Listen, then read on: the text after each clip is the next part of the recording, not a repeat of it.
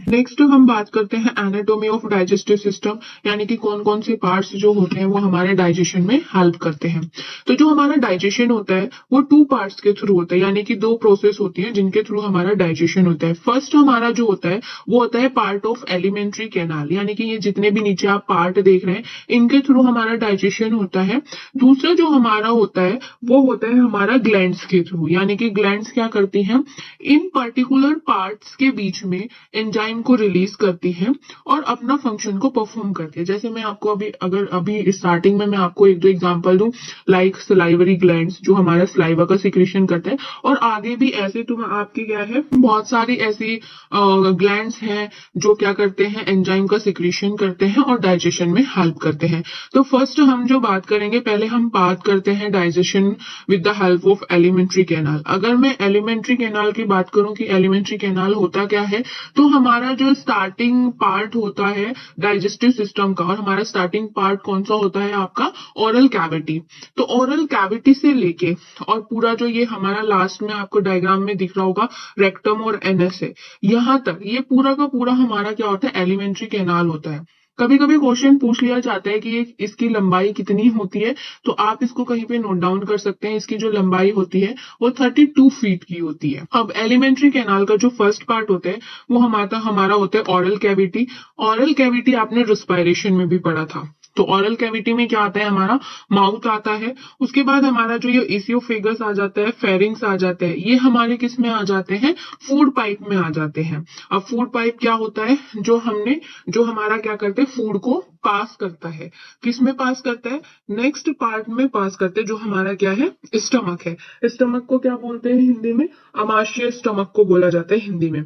Next फिर आता है हमारा स्मॉल इंटेस्टाइन, नेक्स्ट आता है हमारा लार्ज इंटेस्टाइन, और लास्ट में हमारा जो फूड है वो किस में चला जाता है, रेक्टम और एनस में चला जाता है।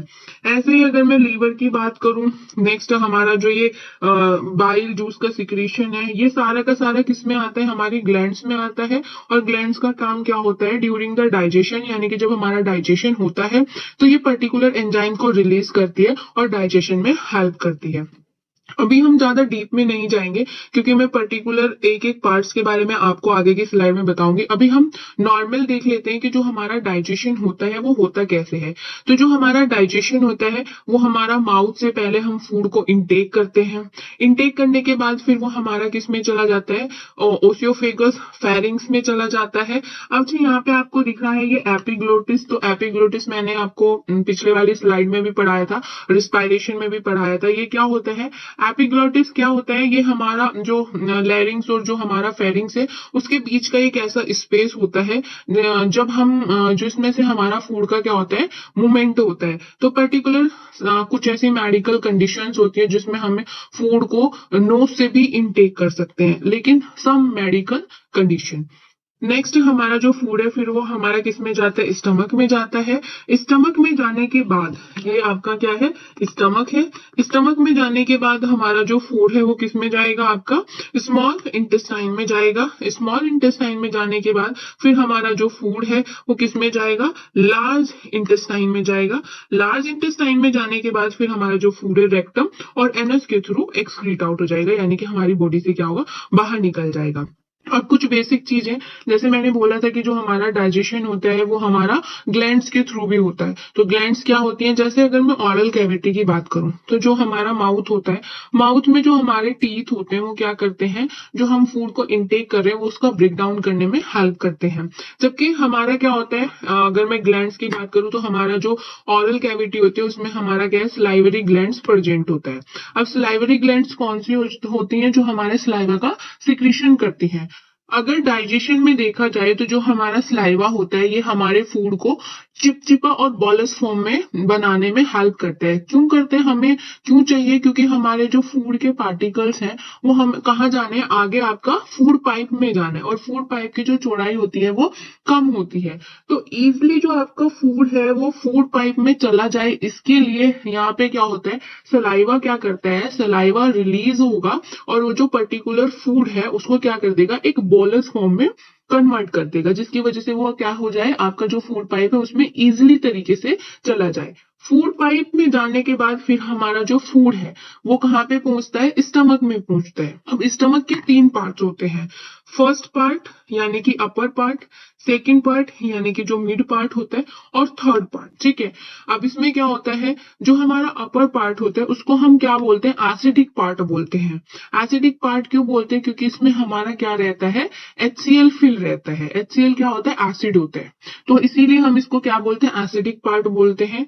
सेकंड यानी कि जो हमारा मिड पार्ट है स्टमक का, उसको हम फंडस बोलते हैं। फंडस क्यों बोलते हैं, फंडस एक ऐसी जगह है स्टमक में जहां पे हमारा जो फूड है वो कुछ टाइम के लिए स्टोर रहता है।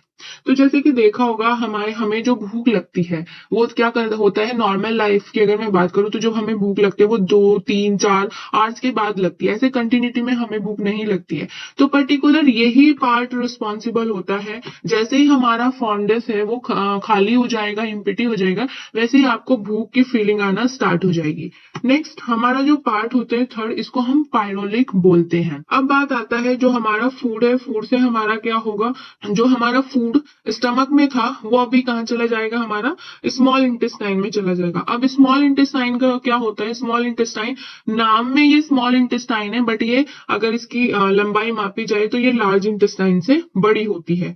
ठीक है, क्यों होती है, क्योंकि ये क्या होता है, ये जिगजैग शेप में अरेंज रहती है, इसलिए ये क्या बोला गया इसको, स्मॉल। लेकिन अगर इस जिगजैग शेप को खोला जाए, ओपन किया जाए, तो ये लार्ज इंटेस्टाइन से बड़ी निकलती है। फिर हमारा जाएगा फूड किसमें, लार्ज इंटेस्टाइन में, और लार्ज इंटेस्टाइन में जाने के बाद फिर किसमें चल जाएगा, रेक्टम और एनस में। अब यहाँ पे कुछ पार्ट्स हैं जो आप लोगों को दिख रहे होंगे। एक हमारा है यहाँ पे लीवर। तो लीवर क्या काम करता है डाइजेशन में, लीवर जो होता है वो मेटाबॉलिज्म में हेल्प करता है। अब मेटाबॉलिज्म और बायो ट्रांसफॉर्मेशन क्या होता है ये आपको इसमें पढ़ना है, क्योंकि लीवर ये दोनों फंक्शन परफॉर्म करता है। मेटाबॉलिज्म या बायो ट्रांसफॉर्मेशन, बायो ट्रांसफॉर्मेशन एक ऐसी प्रोसेस है जिसमें जो हमारी पर्टिकुलर फूड है वो एक फॉर्म से दूसरे फॉर्म में कन्वर्ट हो जाते हैं, यानी कि एक्टिव फॉर्म से इनएक्टिव में कन्वर्ट हो जाएगी, इनएक्टिव से एक्टिव में कन्वर्ट हो जाएगी। तो जो हमारा लीवर है वो मेटाबोलाइजेशन का काम करता है। नेक्स्ट यहाँ पे आता है हम पेनक्रियाज। यहाँ पे आपका क्या है, ये जो आपको येलो येलो शो हो रहा है ये हमारा पेनक्रियाज है।